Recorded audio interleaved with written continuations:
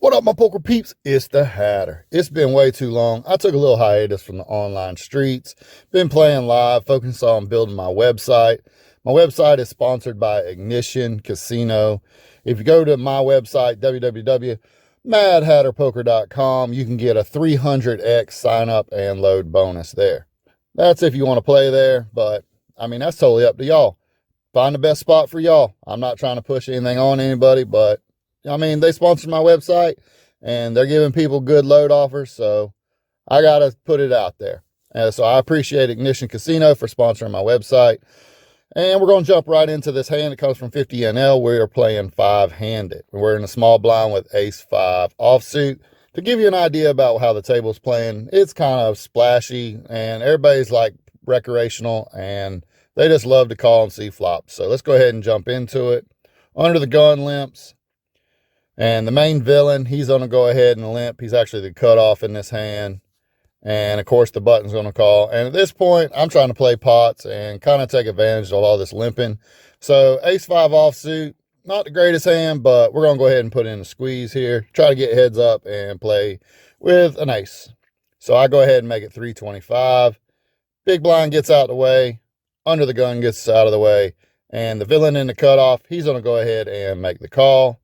And the button's going to get out of the way. All right, so I kind of got sort of what I wanted. I mean, if I could have took it down with ace-5 offsuit, that would have been amazing, but this is all right. I still think I'm probably ahead of his limping range. And the flop comes ace-7 queen. So I'm going to go ahead and c-bet half pot on this board. I'd be doing this because I should have range advantage, and it's actually a good board for my range. The only hand that really scares me here is pocket sevens. Maybe they limp pocket sevens, but they probably, if at worst, they have an ace like me, or they have maybe a queen, or they have maybe just pocket pair or something. Who knows what these guys have? They limp in every hand. So I go ahead and put in half pot, as I said the plan was, and the villain makes a pretty quick call. So at this point, I'm putting him on a single pair hand. He could have an ace like me. Who knows? Like I said, they play suited aces. They limp everything. But there's really not many draws out there on this board, so I mean, he could have something like King Jack or Jack 10, something like that. That would make a lot of sense because they just don't open them hands at these stakes on where I'm playing. So we go ahead and go to a turn, which is an ace. So now it's a lot less likely he has an ace. So now I'm going to go ahead and check, and hopefully maybe he has a pair or something, and he'll go ahead and bet for me. I definitely want to look like the two aces are scaring me now and see if I can maybe trap. So I go ahead and put in the check. And he quickly checks back. So not really the best situation there, but I mean, I got to stick with what I think he has. I don't think he has a real strong hand at this point. So we're going to go ahead and go to the river, which is a 10 of spades. Now, this is actually not the best card because King Jack was a hand that I'm a little worried about him having. That's something that he might call on the flop and then check back on the turn. So at this point, I'm going to go ahead, and if he does have just air or maybe like a Jack 10, maybe he'll try to go for value.